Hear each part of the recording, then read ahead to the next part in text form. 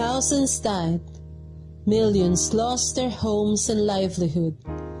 Entire communities were washed away and leveled to the ground.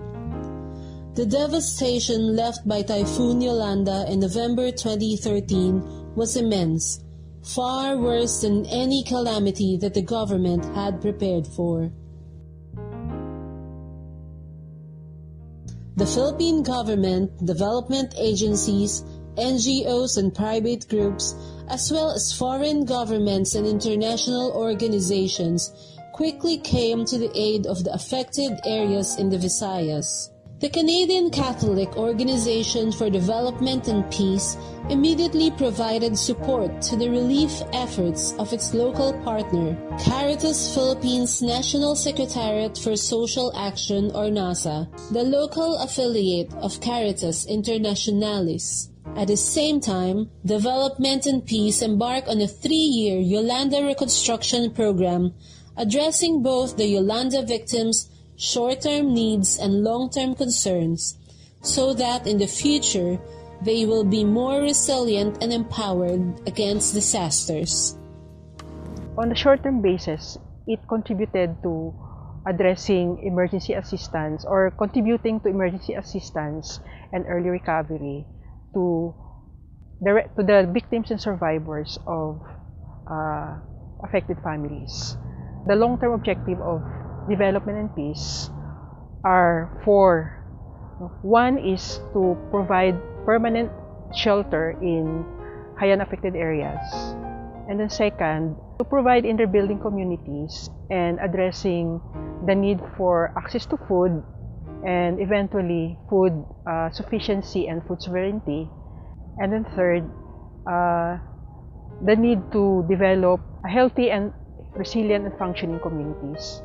And then fourth, to be able to enhance democratic participation or opportunities for, especially for organized communities and peoples and sectors in Haiyan-affected areas. Kapag merong problema doon sa aming area, solusyon ay sa simula, ganyan sa aming area. DNP works with a number of humanitarian partners in pursuing these objectives.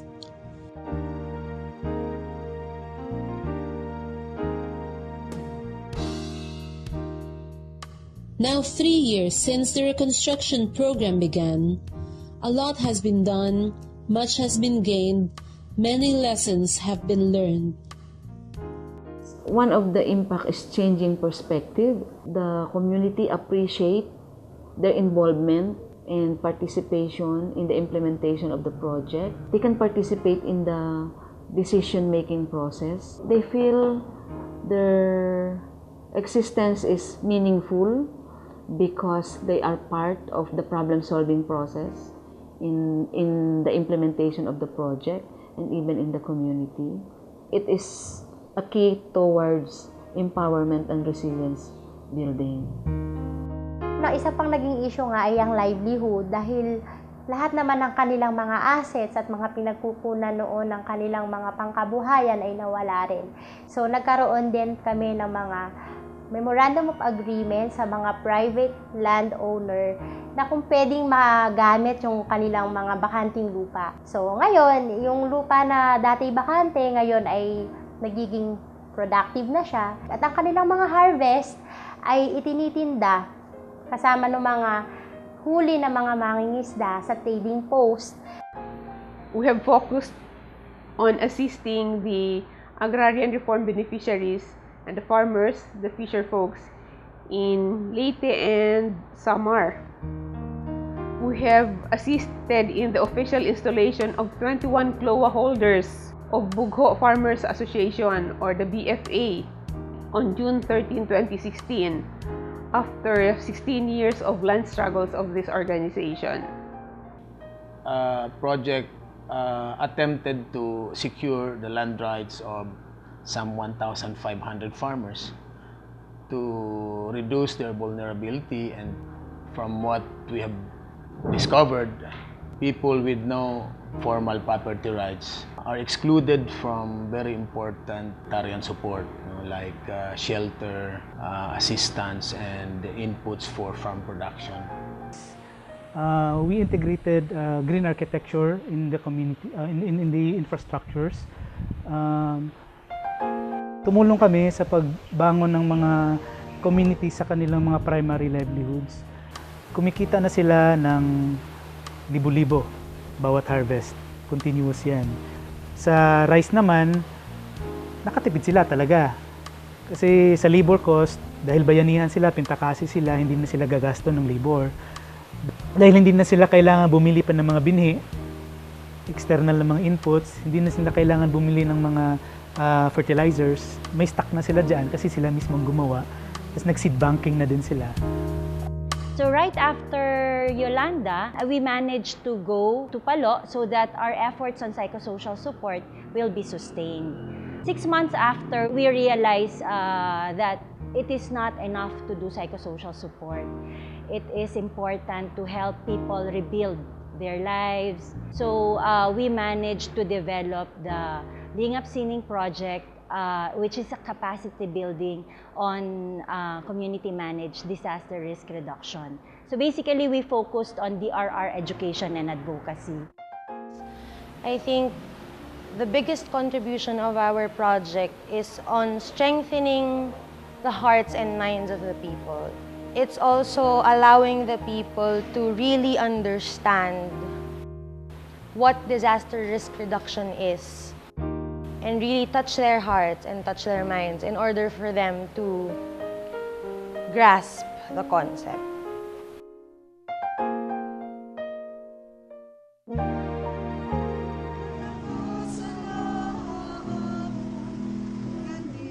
One very tangible result of the concerted efforts of DNP and its partners is the Pope Francis Village in Tacloban, constructed through the Integrated People-Driven Model Community Project by a consortium of organizations known collectively as Francesco.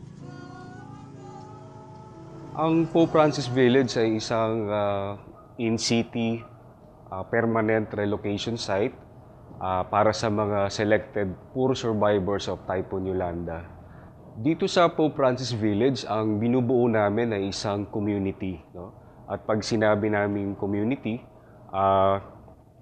nandun lahat yung mga elemento sa pagpapalakas ng isang komunidad. No? Yung Pope Francis Village, tawag namin in-city, malapit sa Tacloban, hindi madidislocate ang mga tao. Makakapag-aral pa rin yung mga anak nila.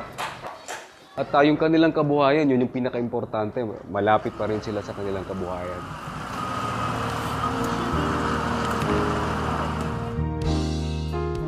But the road to recovery was long and fraught with challenges as they tried to help the communities through the reconstruction process. The partners had to deal with uncooperative local government leaders, restrictive policies like the no-build zone, dole-out mentality, slow and politically favored release of shelter assistance. Yet the people's resiliency and the workers' sincere desire to help prevailed. You really have to do so much, no, to ensure to get the government support. Some of them are really not receptive to us because we're working with supposed to be militant organizations, organizations who have complained or have raised their voices against corruption in the bureaucracy, in the barangay, and all this. So constant pressuring them, formally writing to them, visiting them. We call it pangungulit. Eventually, they showed up, but actually it took some time for them to cooperate. The people, organized and mobilized, came up with solutions to their own problems. Together, they voiced their concerns. Government listened, provided support, and lifted policies that were detrimental to the poor Yolanda victims. Hindi pwede lumipat ngayon o unahan natin yung mga nasa transitional bago pumunta sa permanent. Kailangan dadaan muna sa transitional. Well, the most important lessons in our involvement with the Yolanda issues, the issue of disaster preparedness, disaster response, and in a larger context, the issue of climate justice and climate finance. For example, it's not just enough to just rebuild the houses from the ruins, but we have to build back better from the point of view and perspective of the affected communities, where they will not only be reconstructing their lives, but be able to go from where they are at now towards a more resilient and durable future. So the issue of disparity of opportunities, disparity of income, inequality in terms of capacity to cope with such disasters also come to the fore. In the context of the Philippines, not only are communities affected by disasters, I mean, we're one of the most vulnerable to the impacts of climate disasters, but that these disasters actually exacerbate long-standing issues of inequality that are really impacts of a flawed development model. So for me, for us, I think the lesson is that really in this age where, you know, disasters such as Yolanda unfortunately has become the new normal, it's important to draw lessons on how we link disasters, climate change, the climate crisis, the environmental crisis, to the broader issue of development, and how we can argue and for alternative models of development that does not destroy the environment but have the interests of affected communities at the center.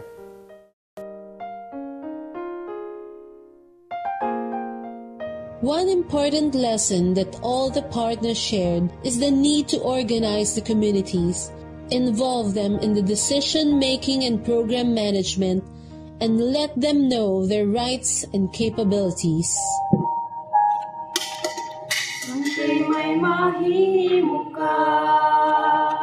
Organizing is the best methodology in responding into a disaster.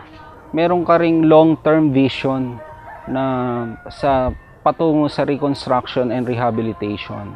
Yung mga tao nagtutulungan, nagkakaisa, ay bibit-bitin ho nila yan. Yung magandang idinulot ho ng organize sa amin is yung pagkakaroon ho ng pagkakaisa ng mga tao. Yun ang pinakamagandang idinulot sa amin ng pagiging organized at saka nagkaroon kami ng savings. Siyempre, pag may natutulungan ako sa kapwa, masaya naman, masaya na ikaw na mismo ang tumutulong, ikaw na dinalapitan ng mga tao na para kung sila ma-inform parte itong mga volunteer na ginaganap doon sa Pope Francis Village. Marami pa akong naano sa pagpasok ng UP about ng pagpe-purchase sa mga materyales. Nagtatrabaho kami dito para sa aming pabahay. Kami lang din ang mismong nagtatrabaho ng mga beneficiary. Malaking tulong po yung PETA para sa akin kasi sila po yung nagturo sa amin na kung paano maging isang artist na tutulong po sa iba't ibang community po na magtuturo kami sa pamagitan po ng arts. Ipapabot namin na maraming salamat po sa kanila. Hanggang sa ngayon hindi pa sila nagsasawang tumulong sa amin. Nagpapasalamat ako sa mga nag-organize sa UPE, sa Pope Francis Village, kina Sir Ariel, kina Sir Tupi, lahat ng staff dito. Lalo na kay Sir Jolly. Sir Jolly talagang unang-una namin na nakilala. Siya ang nag-organize sa amin doon sa Disneyland. Kaysan kay panunoon ka, may mahihimo ka.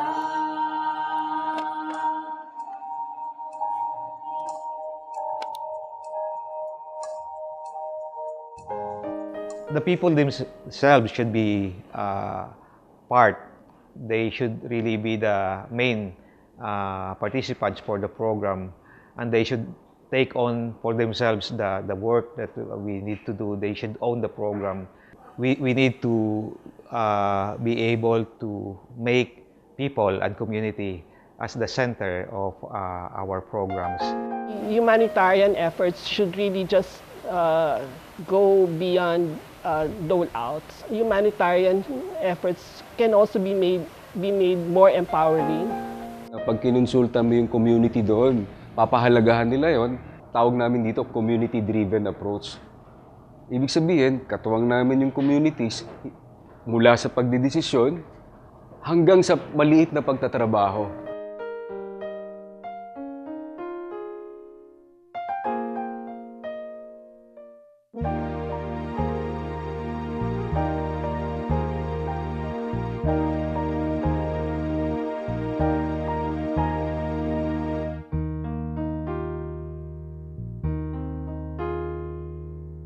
They have this drive to continue to push on and to really do what they need to do in order to get out of the difficult situation that they find themselves into. So, and there are many stories of people really, instead of being too self-centered, they can even reach out to help others. And they are the real heroes of the community. Such acts of heroism and selflessness and faith in the goodness of God and people certainly deserve not only help but encouragement and support. But while international and civil society groups were quick to show their concern, the Philippine government, specifically the past administration, seemed less mindful of the travails of the people devastated by Yolanda.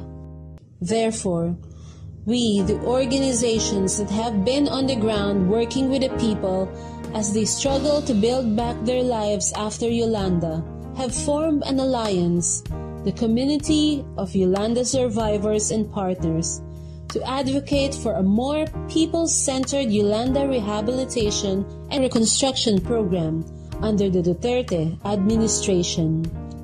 And we appeal to President Rodrigo Duterte's administration to take action on the following. Do an audit of the Yolanda funds, where and by whom these were spent and how much is still available for reconstruction. Issue an executive order to create an agency that will consolidate all disaster preparedness, response, rehabilitation, and reconstruction efforts. Immediately resolve and take action on Yolanda-related issues of shelter, livelihood, land rights of the farmers and the indigenous people's land rights, tide embankment in Leyte. Thus, we hope that at the end of our 3 years of reconstruction work in Yolanda-ravaged areas, we shall be leaving images of hope, courage, and the unfailing human spirit in the lives we have touched, and peace, development, and justice in the communities we have empowered.